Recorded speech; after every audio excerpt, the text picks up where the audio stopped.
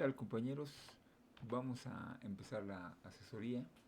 Voy a comenzar a hablar de conjuntos ocupando estas notas que son de una publicación que se llama Matemáticas Elementales de la Facultad de Ciencias Físico-Matemáticas, donde los autores son una comisión de profesores, donde tratan de explicar un poquito de manera más formal estos conceptos. Entonces, bueno, para esta definición debemos de tratar de ponernos de acuerdo acerca de lo que vamos a entender por conjunto. No es nada simple, ya que conjunto es un concepto bastante primitivo, análogo al concepto de punto o del concepto de recta. De un punto se dice que es aquello que no tiene parte o dimensión. De una recta se dice que es una longitud sin anchura, que tiene todos sus puntos en la misma dirección. Finalmente, de un conjunto suele decirse que es una colección o reunión de objetos. Estas definiciones, entre comillas, de estos conceptos hacen uso de otras palabras que tendríamos que haber definido antes. ¿Qué es una dimensión? ¿Qué es una longitud? ¿Qué es una colección o qué es una reunión? Las palabras colección y reunión no son más que sinónimos de la palabra conjunto. Al decir que conjunto no es más que una reunión de objetos, no estamos caracterizando los conjuntos, sino solo dando una idea. La idea de que un conjunto es algo que tiene objetos, algo que tiene elementos. Podemos hablar, por ejemplo, del conjunto de los árboles de Ciudad Universitaria, o del conjunto de los coches estacionados en el patio de la escuela, o del conjunto de las montañas de Puebla. El conjunto formado por los números 2, 4, 6, 8 y 10. El conjunto de nuestros parientes, el conjunto de los libros de una biblioteca o el conjunto de las bibliotecas de Puebla. Del conjunto de rectas en un plano que pasan por un punto dado. El conjunto de factores que influyen en un problema. El conjunto de métodos que permiten resolver ese problema. En la mayoría de estos conjuntos hay una relación clara, definida explícitamente entre sus elementos, en el sentido de que existe una propiedad común que los define. Por ejemplo, todos los elementos del conjunto de montañas de Puebla tienen esa propiedad común, la de ser montañas ubicadas en el estado de Puebla. Cada vez que decimos el conjunto de objetos con cierta propiedad, aparte de hacer mención de alguna característica particular de los elementos del conjunto, parece que estamos hablando de un conjunto bien definido, en el sentido de que se pueden conocer cuáles son sus elementos o cuáles no lo son. Si decimos el conjunto de todos los borregos gordos, cabe preguntar qué tan gordo es gordo. Si nos muestran algún borrego, ¿cómo podemos saber si es gordo o no? ¿Podemos considerar al conjunto de todos los borregos gordos como un conjunto bien definido? Otro ejemplo de un conjunto del que no podemos conocer sus elementos es el siguiente. El conjunto de los 10 mejores músicos del mundo. ¿Son los mejores según quién? El problema que se presenta con este tipo de conjuntos puede subsanarse fácilmente si nos ponemos de acuerdo en los criterios de calificación de los objetos.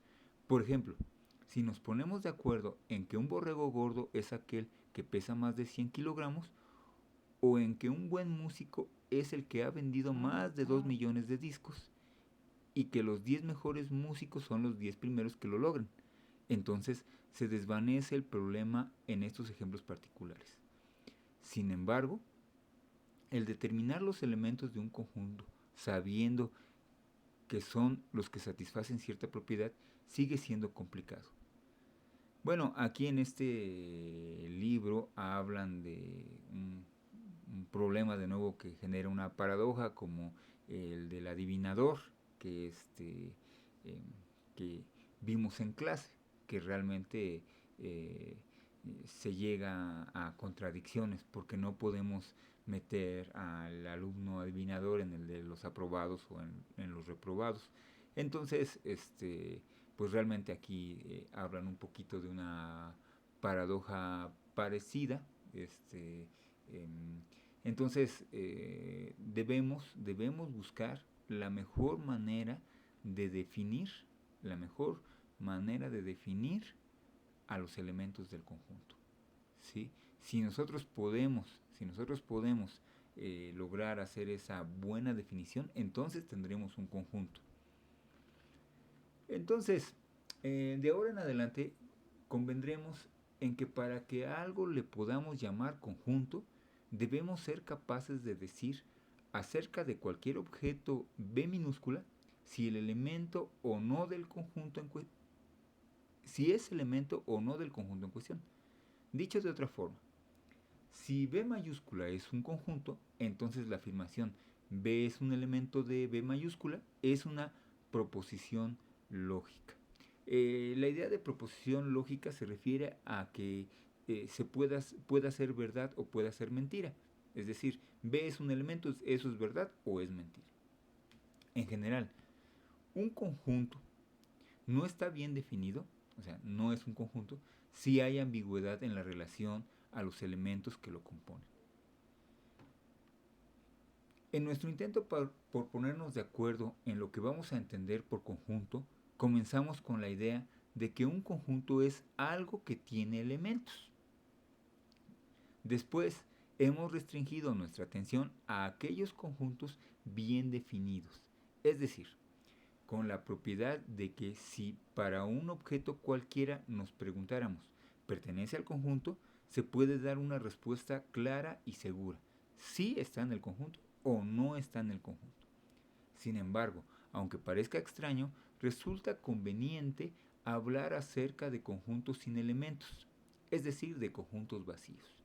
Por ejemplo, del conjunto de los perros que hablan, o del conjunto de los dinosaurios vivos que existen en África, o del conjunto de las personas de más de 200 años de edad, o el conjunto de los números menores que 6 y mayores que 7.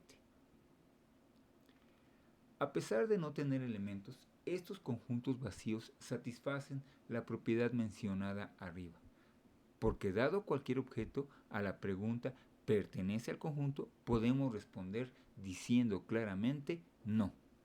Dichos conjuntos están bien definidos en este sentido y de hecho son distintas descripciones de un mismo conjunto sin elementos, el conjunto vacío. Esto no se entenderá mejor cuando se precise el concepto de igualdad de conjuntos. Vamos a aceptar a este conjunto como un conjunto y lo vamos a denotar por el siguiente símbolo. Si ustedes se dan cuenta, este símbolo es un círculo con una diagonal, o a veces las llaves sin absolutamente nada, aunque en realidad este simbolito es el más ocupado o el que se ocupa más comúnmente. Bueno, con esto voy a cerrar la primera parte de esta asesoría.